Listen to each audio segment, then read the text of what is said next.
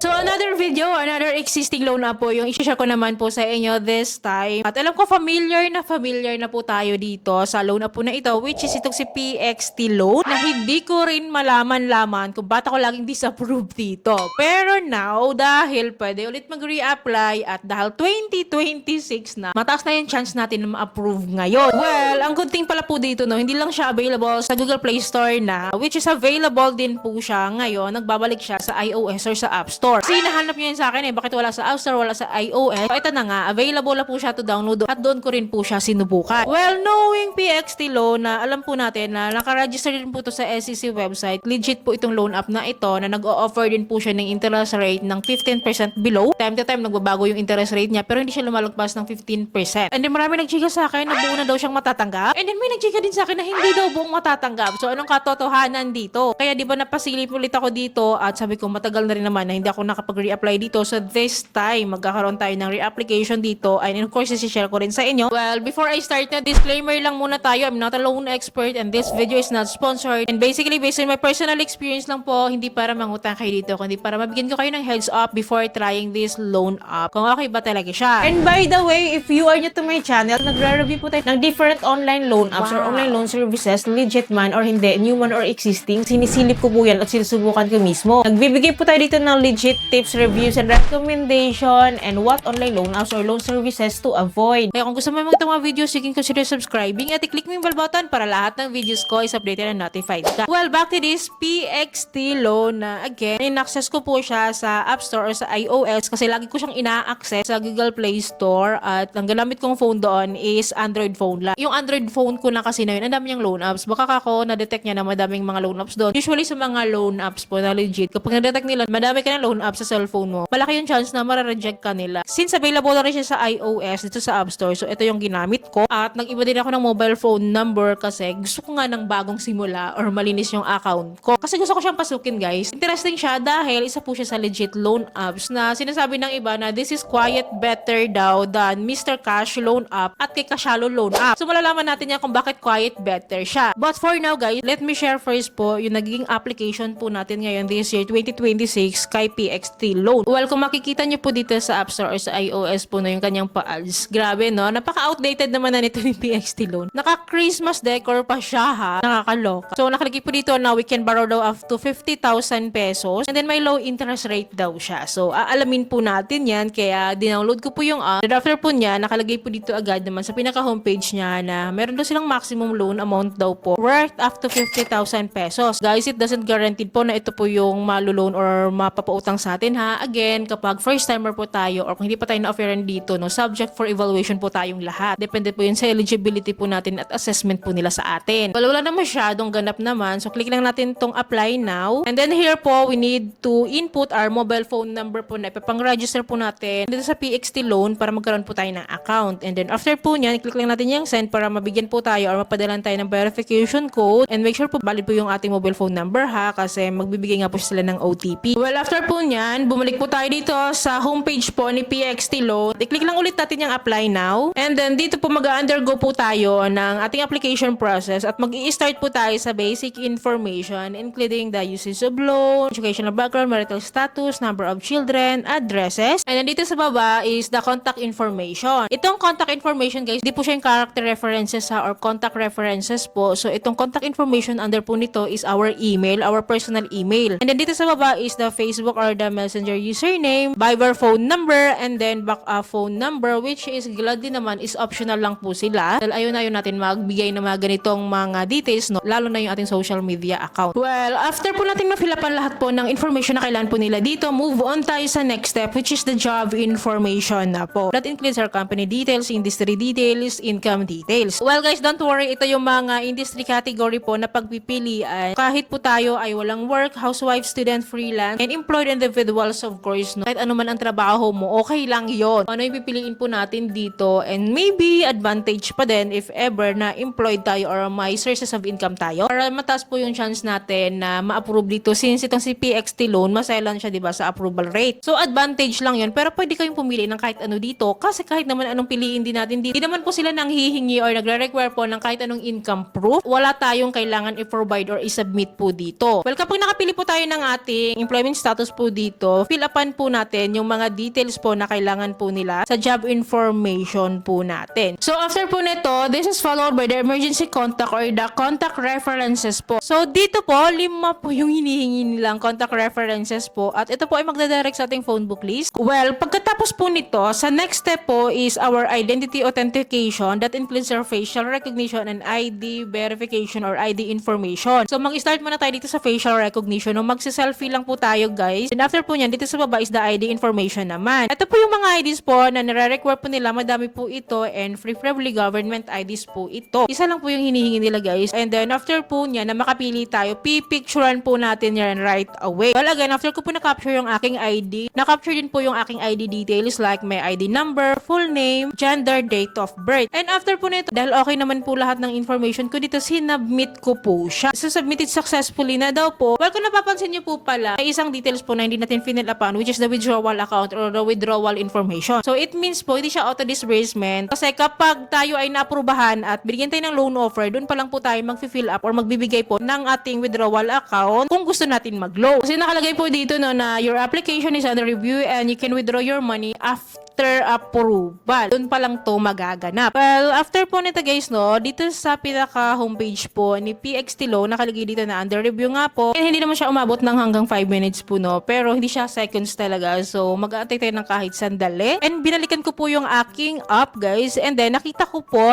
na after 14 days, magre-reapply ako. Kaya, ibig pong sabihin, rejected na naman po ako dito. Grabe no, ang taas ng standard niya. Alam mo, ang dami niyang kasabayang mga loan apps sa mga legit din, like nila FT Lending, Mr. Cash, nila Fido, nila Mabilis Cash, nila Tala, nila Cashalo, na naaprubahan ako. Pero eto, grabe, ang higpit. Palit na ako ng phone number, nagpalit na rin ako ng phone at medyo malinis yung aking application. Wala naman akong inabandon na loan. Pero still, nireject niya po ako at hindi ko alam kung bakit. Well, again, babalikan ko yung mga chika nyo sa akin na mas okay itong si PXT Loan than Mr. Cash Loan App at Cashalo Loan App. So, meron ako legit source po regarding PXT Loan na na-approve nga po siya. Okay po talaga yung interest rate niya. Hindi siya 7 days to pay kasi. Though hindi naman daw niya buong natanggap, pero ang maganda kasi dito, na-waive yung interest rate. Yun yung chika niya. Ang maganda kasi dito, 0 interest rates po siya ngayon. What doesn't mean, wala na tayong babayaran. So, ang kinakaltas po nila dito is the service fee lang daw. Na for example, yung na-approve sa kanya is 3,000 pesos. Hindi niya buong natanggap sa 3,000 pesos na loan amount niya, nakaltasan daw ng 300 plus. Hindi ko alam kung maganda yung plus na yun. Pero lumalabas guys, nasa 11 to 12% interest rate niya monthly. Monthly yun ha, hindi 7 days to pay. Kasi ang babayaran niya rin daw, since loan amount niya is 3,000, 3,000 din daw ang babayaran niya. Hindi lang siya buong matatanggap, which is yun na nga yung pinaka-effective interest or kita po ni PXT Loan sa kanya. So that is according to my legit source dahil since bagong-bago lang din naman siya na-aprubahan. Well, of course, no, I need your cooperation. If may existing PXT Loan kayo, kumusta po? Ano pong naging update sa inyo? Maganda ba siya in the long run? Okay ba yung customer service niya? Buo nyo ba siyang natanggap? Kasi sabi ng iba, buo daw. So yung iba naman sabi, hindi. Paki-comment down below po kung anong chika nyo dyan para aware din po yung iba natin yung viewer. So don't worry guys, palagi naman po ako mag-a-update sa inyo. Kaya dapat po nakasubscribe po kayo at i-click yung bell button para lahat ng videos ko is updated and notified po kayo. So yun lamang po. Thank you for watching this video. See you in my next video. Bye!